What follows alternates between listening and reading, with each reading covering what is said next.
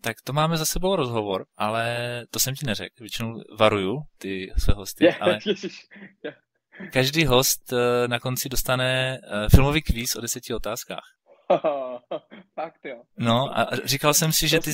To jsi mě nevaroval. Tak protože jsem si říkal, že ty budeš nejnabitější z těch mých hostů. Ježíš, ty jo.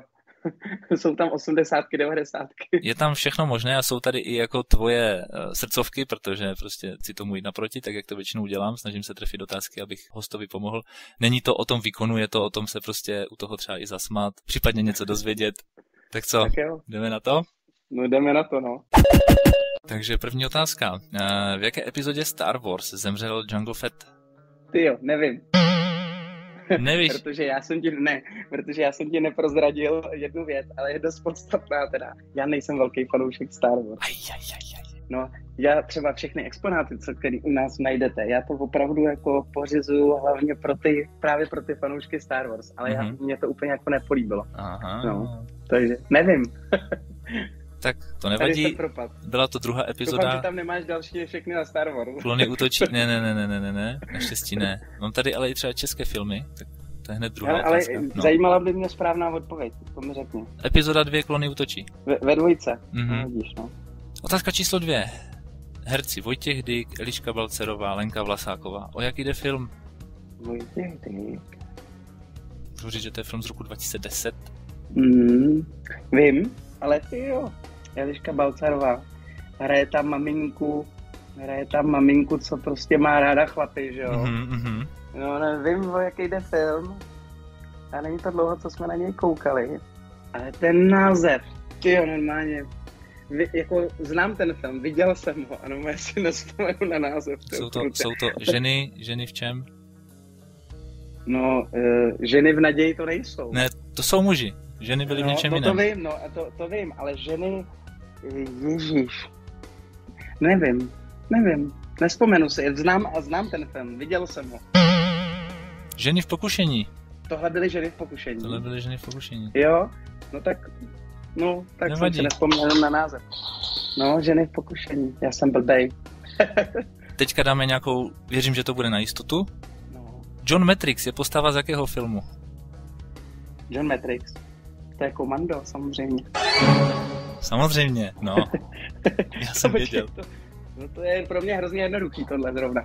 Já mám z ženy v pokušení, si nespomenu, no. No, tak. To nic. Komando, jasný bod pro tebe. Jo, tak aspoň mám bod. No, teďka taková jako spíše zákulisní. Která kultovní věta ve scénáři filmu Hříšný tanec se nelíbila herci Patricku Swayze a považovali za hloupou? Čo to je? No, Hříšný tanec, kultovní věta. To už je napověda sama o sobě. No, ta kultovní věta, baby nebude sedět v koutě. Přesně tak. Jo, tak počkej. A nevěděl jsem, že ji považoval za hloupou. No, mu se strašně nelíbila, nechtěli říkat, ale přesvědčili ho, aby ji řekl, protože nechápal, proč by jeho postava něco takového říkala. Aha. No, k tomu ti něco řeknu. My teďkon, já tady takhle odsunu židli a my chystáme, a to tě teď dostanu, jo, a ty mě vidíš jako i na videu, jo, na kameře. A koukej, hele, hezky. Takhle umím čarovat. Proč to ukazuju? I pro posluchače, já jsem teďkon Honzovi ukázal cedulku takovou a tady je právě to baby nebude sedět v koutě napsáno. A chystáme takovou věc do všech našich muzeí, že tam v každém muzeu bude stojan a budou tam tady ty kultovní hlášky filmový a lidi si to budou moct takhle jako bublinu dát buď to k puse, anebo k nějakému oblíbenému hrdinovi a budou tam vznikat jako úžasný crossovery, jo? Že prostě třeba já jsem zkoušel udělat fotku a k vetřelci v životní velikosti jsem dal chcete mě zabít smradi, že budeme ještě to takhle jako kombinovat a samozřejmě i naši fanoušci tomu budou moc vymýšlet takhle ty hlášky, tak to vlastně teď tak trošku jako odpromujem, protože to mělo být překvapení, ale já jsem nečekal, že na mě nachystáš tuhletu otázku, ale... Super nápad. No hele, koukej. I love you, honey bunny. Jo. Tak Tarantina tady dneska nemám. No, máme jich tady připravených hodně a hlavně muzeí jsou už připravený. Jasně, no dobře, tak máš už druhý bod. Jej. A teďka Na komoru. 5. otázka. Kolik Oscarů má Ridley Scott? Jo. Jako úplně všech?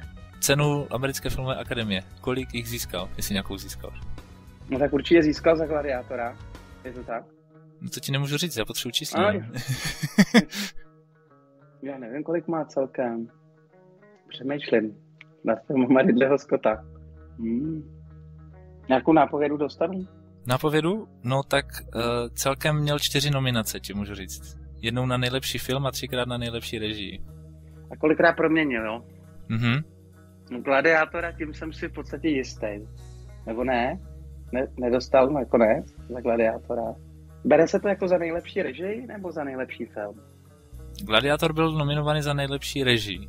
No, jasně, ale ta otázka je jako, že Ridley Scott musel dostat jakoby to napřímo, nebo... Ne, teď myslím nějaký z jeho filmů tady v těch 2 kategoriích, jo, to jsem špatně řekl. Jo. To znamená, a protože on by to dostal protože on byl scenarista, producent a režisér v jednom, takže vždycky by ten Oscar nakonec šel jemu. Takže kde se vlastně jakoby podepsal. Mhm. Když on má těch filmů tolik, tyjo, já ty Oscary zase jako úplně, abych měl nadrcený, to je těžká pro mě otázka. A tak já si tipnu 2. A ne. A ne. 2 to nejsou, je to 1, je to ten Gladiátor. Já jsem totiž si říkal, že jako 1 je málo, víš? Mhm. On má ještě nominaci za Marťana, potom Černý jestřáb sestřelen ano. A Thelma a Louisa. Black Hawk Down je pecka strašná, jako. Ale mně se třeba hrozně od Ridleyho Scotta líbí i třeba Dobrý ročník. Takže jako zmíním, myslím si, že to je taky jako velice a jinak já mám strašně jako jeden, jako samozřejmě vetřelec, ale mám oblíbený Království nebeské. Aha. Viděl jsi Království? Jo, určitě, znám Orlando Bloom. To mě jako strašně baví, ten film, a už jsem ho viděl jako moc krát.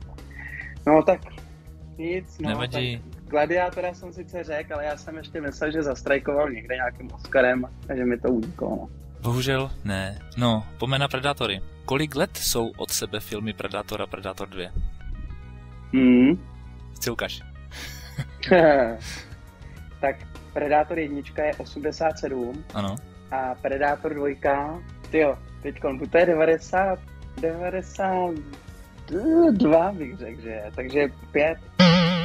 3. Už byl 3, jo? Ano, 90. To je takový, pro mě takový půlbot, no. No, pojďme do toho Marvelu taky, že jo? Jsme se o tom bavili. No, tak to mě se sekáš.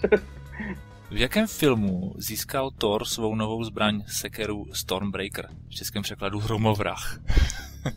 V jakém filmu ji získal, jo? Mhm. To pro Marveláky úplně easy otázka, hej. To jo. A viděl jsi to aspoň ty filmy? Jo, ale nepovažuji se za nějakého krvoborce přes Marvel. To bych měl vědět, no. Já minimálně bych to měl vědět podle sošek. Mhm. Kde ji poprvé použil, no. Že jo? Myslím si, že na té sošce má dokonce krátké vlasy. Já bych si typnul jako Avengers.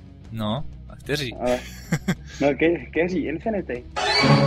Ano, Infinity War. Přesně Infinity tam. War. Přesně tam to bylo. Tak, ale to bylo s odřenýma teda. Tam si pro ní doletěl za obřím trpaslíkem. Dobře. Tak mám 3. bod. No, 3. bod. Mrzí mě teda ty Predátoři, no, tam jsem se seknul ten ročník, no. Nevadí, ale teď už si to budeš pamatovat, víš? Tak, v 8. otázce ti řeknu názvy 3 filmů a budu chtít znát jméno herce, který je ve všech. Tropická bouře, Noc v muzeu a Vybíjená. Já mám okno, ale vím ho. Já si ho vzpomenu. Prčit, mě tam padá špatný jméno, takže to neříkám, jo. Jenom, jo, ale furt mi tam padá ten Sandler. A ten ne, to není. Sandler právě není. Já vím, že to není. Já vím, že to není. Herdek, Noc v muzeu, Tropická bouře a 3. Vybíjená. Vybíjená. Dodgeball. No. Tu jsem se přiznám neviděl. Doporučuju. 2, jo. Ježíš, taky něco na té Mary je, viď? No, ano. Nebo Risknem to spoli. Risknem to spoli, no. Jennifer Aniston do háje, já mám okno, ale jako dej mi chvilku. Nebo ještě třeba dabuje lva Alexe v Madagaskaru.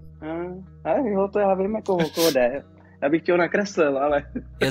Ty můžeš přemýšlet, já zatím doplním, že tuhle otázku jsem původně chtěl sestavit, že odpověď bude Tom Cruise, proto jsem dal Tropickou bouři, protože málo lidí ví, že tam Tom Cruise hrál toho obtloustlého, plešatého, tančícího maniaka. A když jsi mě slyšel povídat o Top Gunu, tak jsi to změnil, viď? Ne, ale že pak jsem nenašel žádné filmy, které by nebyly tak jasné, že to je Tom Cruise, takže ta otázka byla příliš snadná. Tak jsem Tropickou bouři nechal a našel někoho jiného, kdo hraje. No, když tak mi poradíš písmeno první a pak budu už vědět. Ježíš, já jsem lama. Já to zkusím na okolo tu nápovědu, aby to nebylo tak explicitní, jo. Já vím, že nejsi moc fanda Hvězdných válek, každopádně Obi-Wan Kenobi, znáš tu postavu?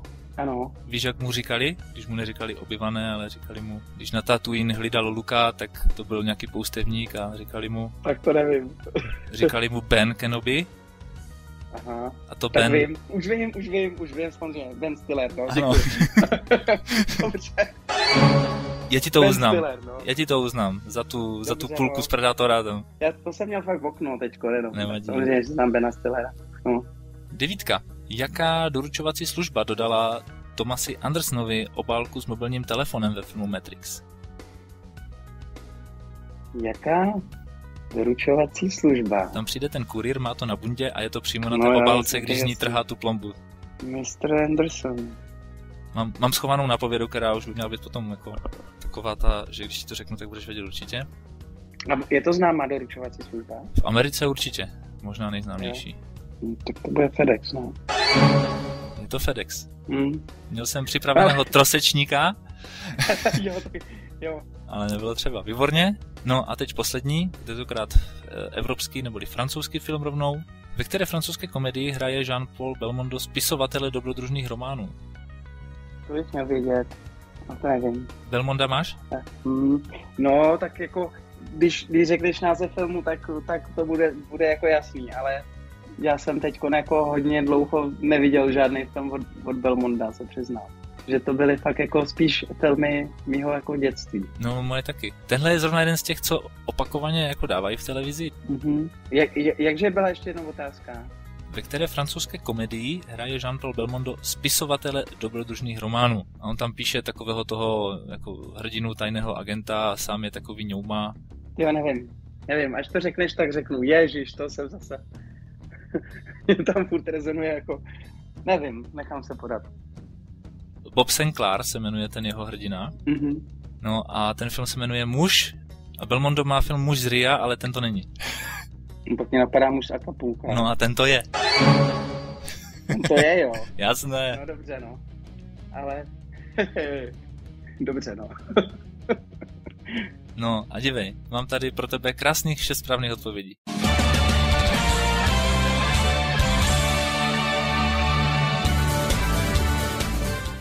To nejde nic moc. To jsem docela pohodil. To bych měl... Je to dobrý. Hele, zatím plného počtu dosáhli jenom ti, kteří byli v páru. To znamená, měl jsem tady jeden manželský pár, měl jsem tady jeden pár, ale nemanželský. Tak ti dohromady dokázali zodpovědět všech 10 vždycky, ale zatím myslím si, že pak je tam 8 nejvyšší, takže 6 není vůbec špatné.